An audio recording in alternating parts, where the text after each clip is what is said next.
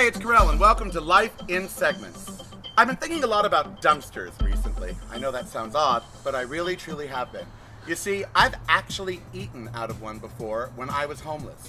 It was a McDonald's dumpster, and the food was all wrapped, but it was a dumpster nonetheless. Each and every day out here in my alley, I see a lot of people coming through and cleaning out these dumpsters of cans and bottles.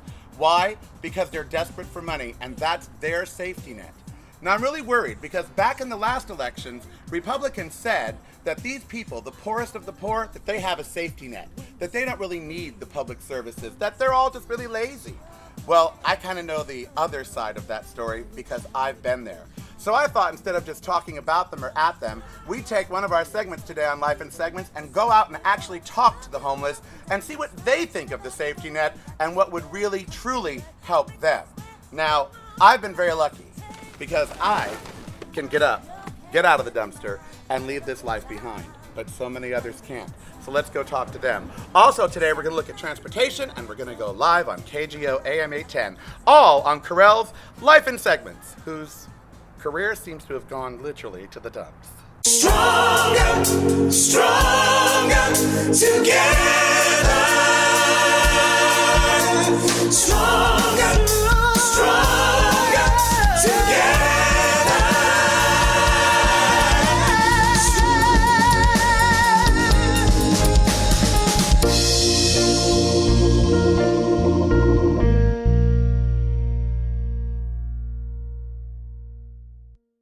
Who do you think understands the poor more, Democrats or Republicans? Does it really matter who cares about the poor? They care about the election and their money. What would give you hope? What could a politician do that would give you hope, that would make you feel like somebody cared? Is there anything they could do that would make you feel like they cared? Giving a shit about the poor people. Not to me, they couldn't. Themselves. And in the winter, what about at night? There's no shelter. The armories don't open or anything, or You know, they have a winter shelter, but the winter shelter, why would you want to go take and live in the shelter? You can't even take a shower. And here's motherfuckers laying around you, smelling like foot and ass. oh, Come on now. it's better out here. Then you have to be inside. And then you got to smell the foot and ass. Right, That's kind of bad. I don't want to smell foot and ass. If you get sick, where do you go? I've got medical. You got medical. I'm So you go to the VA. Yeah. How is the VA here in Long Beach? Man, the VA, I haven't really. Is it okay? I mean, you know. Because I had a drug problem once upon a time. Well, who hasn't? I lived through the 70s. Wait. Now, every time I go there, they want to tell me, well, we'll put you in a drug program. I don't have a drug problem. I need housing. Right, I don't need a drug program. I need a house. The waiting list on housing. The waiting list for housing, it's closed? It's being closed for.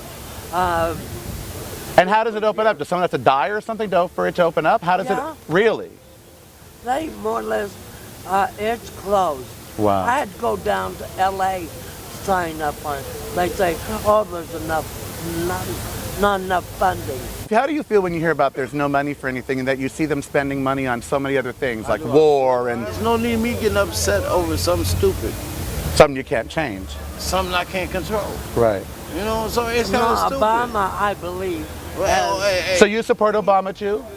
I like him. He's Okay. the first president I got that I really. No, Clinton was the first black president. Yeah, man. Yes, he was. He was. Yes, he was. In other words, This idea of a safety net for the poor, you guys haven't seen it. no, there is no safety net. We've been homeless for about 7 years. 7 years? Yes, I was sir. only homeless for a year. 7 Oh, seems really? a long time. Oh. Do you feel there's a safety net? Anything to catch you? Anything to help you? No. There ain't no money. We need more money. We need more shelters. We need places to go. There are going to be people that will say, how could they be homeless 7 years? How could they not have found a place or a job? So help us understand how it turned into 7 years.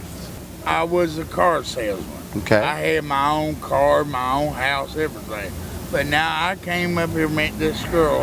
I had the disability check. We had rooms and shit. Right. I had my own stuff going on, but now it's been so long since I had my check. We had to do what we had to do.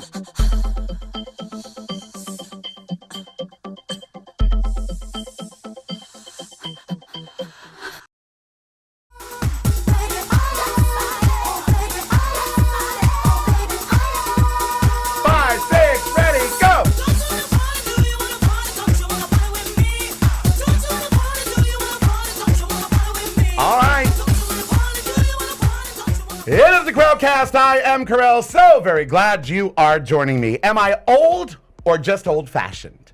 That question presented itself recently, and I want to hear from you because, you know, in this country, we go bonkers if a child is involved in any kind of sexual anything. If a teacher sleeps with a child, if a politician texts a 16 or 17-year-old girl, I mean, we just go crazy. Bernie Ward, former KGO talk show host, looked at pictures of young people, and he's in the 𝐎𝐓𝐇𝐄𝐑. We go crazy over it. So, knowing this, and knowing that we are a country that says 18, and if you look at anything under 18, you're an evil pervert who must be destroyed. That is our attitude around here.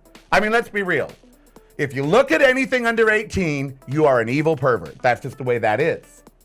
Well, this was right in my face this week as I went to a motorcycle show at a convention center. Now, I love the motorcycle show, and the motorcycle show attracts a lot of motorcyclists. And while there are all types of motorcyclists, there are, in fact, the ones who are the leather-wearing 25, 30, 35-year-old men, some of them single, a lot of them with lots of testosterone. So I go to the motorcycle show, and I'm there in the parking lot, and there's all these bikes, and I think it's just great and fabulous. And I start to walk into the arena, and I notice a gaggle of 15-year-old girls in cheerleading outfit. And I wondered, what kind of bike did they ride? And here they are tossing each other about out there and doing their thing. And I'm thinking, they have cheerleaders performing at a motorcycle show? So I walk into the motorcycle show, and I notice that right next door, sharing the same lobby, is a regional high school cheerleading championship going on. And there are hundreds of girls in cheerleading outfits with their hair all done and the tight little outfits. And first of all, cheerleaders, you dress like tramps. I just want to say it. I want to say it out loud. Cheerleaders, tramps. Absolute tramps. Have you seen how short those skirts are? Oh my God, one wind and you're their gynecologist. I'm like, who wants to see that? And I didn't find a lot of male cheerleaders, although Brian, my producer, wanted to tell me that male cheerleaders, you know, Karel, male cheerleaders, what'd you say, Brian? You know, Karel, male cheerleaders are called bottoms. And I'm like, oh, really? And then he looked it up and found out they're called bases, which is a little different than a bottom, but he is a straight guy. What does he know about a bottom? But anyway, so all of a sudden I'm noticing these bikers, these bearded, you know, bikers, were basically drooling at the cheerleaders. And they're talking about them, and they're like making sexual innuendo about them. And suddenly, I got very uncomfortable. Me, Mr. Progressive, Mr. Liberal, I got very uncomfortable. And we're talking about whether or not I am just old or old-fashioned. We're going to play that game. And you're going to be the deciding factor. So I need to hear from you at 415-8080810, 415-8080810, on the web at Karel.media. Join me on Twitter at The Real Karel. There's a live Ustream of the show, all kinds of ways to consume me. There's a free app. Am I old or old-fashioned? Because all of a sudden, I got uncomfortable. And then I got a little angry. And I was walking around going, who scheduled this? Who on earth would schedule a convention of high school cheerleaders directly next to a motorcycle show? Who would do this? I mean, who at the convention center thought, no, that'll be fine? Because I'll tell you right now, the guys were leering. They were leering. And if my daughter would not have gone, oh no, hell to the no. Oh, hell no. I would have been that father. Like, I'm a firm believer in towers. I think that towers are really under, you know, I think they get a bad rap. I feel if you have a daughter, you should probably put her in one until she's 18, quite frankly, because men are pigs. And here these men are staring and leering. And the girls are walking through the parking lot waving at the bikers as they go by. And I'm thinking, that is like dangling meat in front of a lion. And the men were acting like it. And it made me uncomfortable. I was uncomfortable.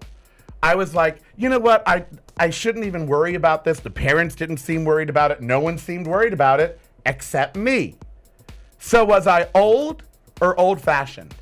415-8080810, 415-8080810. Would you let your teenage daughter in full cheerleader garb You know, which is like, isn't that every straight guy's fantasy? Like isn't this like, I saw American Beauty with the dancing bag and everything. I mean, isn't this every straight guy's fantasy? Some hot little cheerleader, David Lee Roth, I mean, the whole thing. Would you let your teenage daughter attend a cheerleading competition if you knew that it was next to a motorcycle convention? Or any such thing where there's going to be lots of guys? You know, like a lacrosse, whatever kind of convention there's going on that there's going to be lots of men at. Would you let your teenage daughter walk right through that crowd? If you got to an arena and you saw that there was thousands of bikes and a biker convention going on, would you let your teenage daughter in a cheerleading outfit just scurry off at 14, 15, 16 years old? Because I'm telling you, I would not. I would not. Because if we're going to be this society that makes this hoopla over not sexualizing young children, and 14, 15, 16 is young. If we're going to say you can't sexualize them, you can't have sex with them, you can't think of them in sexual ways, then why on earth would we parade these cheerleaders in front of anybody? I don't even know why they're allowed to go out of the house that way, because they just look like, sex. Am I old or old-fashioned? 415-8080810, 415-8080810. All right, let's go to Cheryl, who is in Sacramento. Cheryl in Sacramento, what do you have to say about this? I think you are correct. I don't think you're old or old-fashioned. I think you're just right on with your opinion on it. Let me ask you, would you let your teenage daughter go to a conference, a cheerleading conference, if you knew that there was some sort of very adult conference going on next door? No, I agree with you. That's a hell no. Well, and there were kids at the motorcycle show, little kids. It's for families. It's not like it's not a family event. It is. There were lots of little kids, young kids, families. That's true. That's true. I guess the typical crowd you would expect at the motorcycle show was doing what you would typically think they would do, checking out the bikes, right. But believe me, the guys I walked out with were checking out more than bikes. I heard their comments, and that's what made me uncomfortable. I wouldn't have been uncomfortable at all if I hadn't heard people talking about these cheerleaders in a very sexual way. Thanks for your call, Cheryl. Jim, welcome to the Karel Cast. Thank you very much for taking my call, Karel. And it's nice to hear an intelligent voice on the radio there. You are 100% right. You are definitely not old. You are with the times and right on the mark. Well, thank you so much, Jim. Those are very kind words, and thank you so much for your call. I don't want to be a prude. I don't. I love being a progressive and a liberal and just out there to the left. Call me a socialist. I'll wear it like a badge of pride. Oh, I jiggle when I do that. I wear it like wear it like a badge of pride. I never want to be this old curmudgeon who's like, oh no, these young girls and this, that, and the other thing. I never want to be that person, okay? But I don't want guys, because here's the deal. If one of those guys was inappropriate with one of those girls, he would be arrested, and rightfully so, by the way. And yet, you're dangling this person right in front of these people. You're dangling them right in front.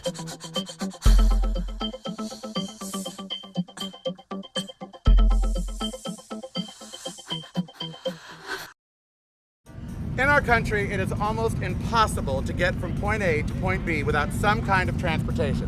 Whether it's public, 2, 3, or 4-wheeled, we have a spread out nation. And as we look to things like the Keystone Pipeline, which I think is a very bad idea, fossil fuel is still the fuel that powers most of our transportation. I'm live today at the Progressive International Motorcycle Show in my home of Long Beach, California, and we're looking at 2-wheeled transportation as an alternative to 4. Can it save you money? Can you enjoy it? Is it something your whole family can do? Take a look around. There are literally thousands of bikes in this parking lot right now. You would think that motorcycling was all the rage. Actually, in California, there's about 900,000 motorcyclists, and it goes down, of course, as you go from state to state. Less than 10% of our population rides them. I don't know why. I certainly have a ball on them. Now, I will tell you this. A lot of people are afraid. They're like, Karel, this is all good. But you know what? I see that, and I see a donor cycle. You know who these people are. They call them donor cycles.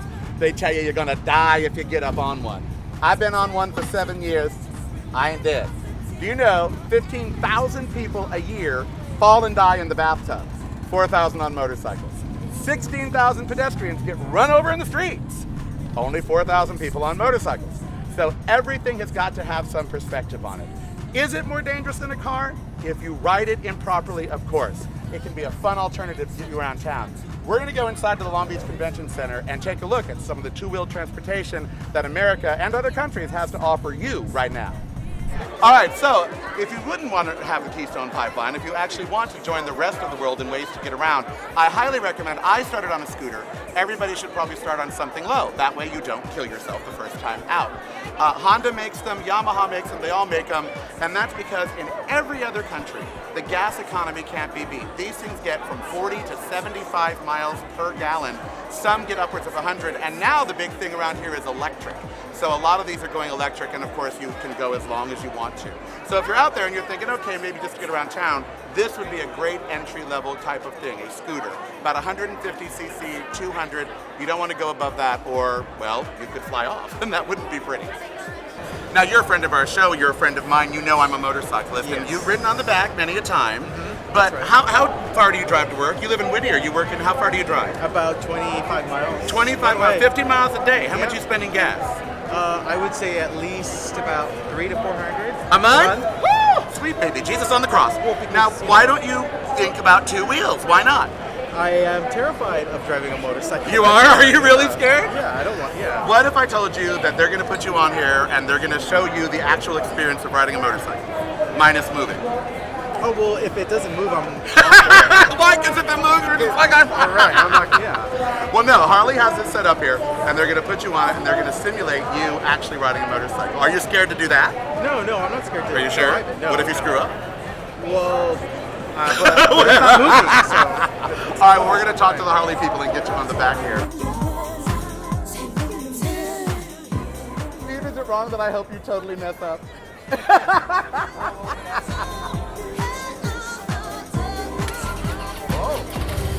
Whoa, well, how's that feel? You've got the power. Oh! We know you can blow. Keep on. I forgot I had to learn this. Yeah. Did you stall it? Oh, fabulous. Whoa! You're rolling, sister.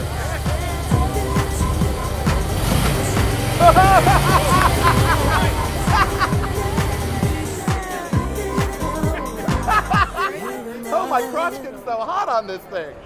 All right, so you just got off the bike over here. You've ridden with me before. Yeah. Let me ask you, how is it different? Because you're the person this entire conference is for. We're going to always buy crap. We love motorcycles. This is really to introduce new consumers to bikes. You're someone they would want to be a new consumer. You've now sat on one and actually felt sort of what it would be like, what's going on. Even just then, couldn't you tell how that experience would be on the open road? I would have to actually be on the road. I really couldn't, unless there was a simulator or something in front of me. Well, we're going to go and we're going to find out what a new rider would do in case someone out there says, okay, I'm going to give this a try, Karel. We're going to go and find out what exactly would you do if you wanted to start riding. So let's go. I can't seem to get that rhythm out of my head. Oh, every place that I go through, I hear that deep down house beating. All right, if you're ever going to make the switch and decide to add a motorcycle to your regime, it really doesn't matter what bike you get. I'm bike sexual myself. I like lots of bikes. It matters how you dress, because you do not dress for the ride, you dress for the fall. Because it is true, you will probably fall. And I have fallen many times, and let me tell you how I survived. Great gear. The best helmet made, and there's no endorsement, they're not paying me, but the best helmet made is a Schuberth helmet. This is a German helmet. They invented the pop-up technology. They have all kinds of resistant glass here. It is completely contoured to your head and has a complete Bluetooth stereo system. This helmet, as you see it here, is probably going to cost you $1,200 or $1,300. How much is your head worth? Lots of other helmets around. They range anywhere from $200 all the way up. Always be sure if you get one that it's DOT, Department of Transportation authorized. Never get one that's not. By the way, this meets the European standard as well. This helmet meets them both. Always dress for the fall. You're going to want a good jacket, something that has armor or protection. You're going to want some good pants, and you're going to want some fabulous boots like my Denettis down here that cover your ankles. So if you are going to make the switch, do a safety course and get really good gear. Even save up if you have to, because again, 5 minutes of prep or 5 months of therapy, child. It's up to you, okay? It's like, however you want to go. Now this is 𝐂𝐈𝐍𝐿. He's with the Motorcycle Industry Council, and we're here to talk, the facts and figures of motorcycling in America today. Hi, Ty. What am I on anyway? What are these for? You are on a KX65, and if you're an entry-level kid looking to start out dirt bike school, the Motorcycle Safety Foundation offers a great class. That's the kind of bike you'll be started on from age 6 up. Or if you just want to look kind of cute riding around town on it. Well, if you trade out a car for a motorcycle, new car versus a new motorcycle, that's about a $5,000 savings every year, we estimate in the motorcycle industry. And that's in insurance and infrastructure, gas, fuel, everything? Everything. I mean, you're talking about cheaper cost of entry, cheaper insurance. My bikes, I have a bunch of them, ranging from $300 a year into insurance to $135 a year in insurance. Not much. Maintenance is a lot cheaper too. Now let's talk the one number that everybody talks about. If there's millions of motorcycles and only 4,300 fatalities a year, that number seems low if you're talking about millions of riders. Why do you think there's a perception in our country that it's so dangerous, and what can be done to change that perception? Well, because there's people at home going, that's all nice, honey, but you ain't getting on a bike. Don't even think about getting on a bike. Well, the thing is, folks in this country really have to start out the right way. And your best first ride is with the Motorcycle Safety Foundation Basic Rider Course. Very proud of you. The Motorcycle Safety Foundation Basic Rider Course. You're going to be on a closed range. You're going to be with licensed. Yeah, but how do you get your wife to let you go do that first? How do you say, but honey? Do it with your wife or do it with your husband. Either way, we've seen it all ways, and it's great when the whole family gets engaged at the same time. Well, obviously we see a lot of kids around here, so for those people who don't think that it's still something that families are doing with their kids, it really is. All right, let's get down to some facts. First of all, sitting in traffic costs you and me $9 billion a year with a B, and the oil companies are very, very happy about that. Also, you spend about 100 hours a year in your car, over one full work week commuting just to and from work. That's a whole lot of time inside there, almost like a prison cell when you think about it. Over the course of your lifetime, you're in your car 3 to 5 years. And in the course of your lifetime, you will give the oil companies hundreds of thousands of dollars in fossil fuel. Why? When there's a better way. And I'm sitting on one.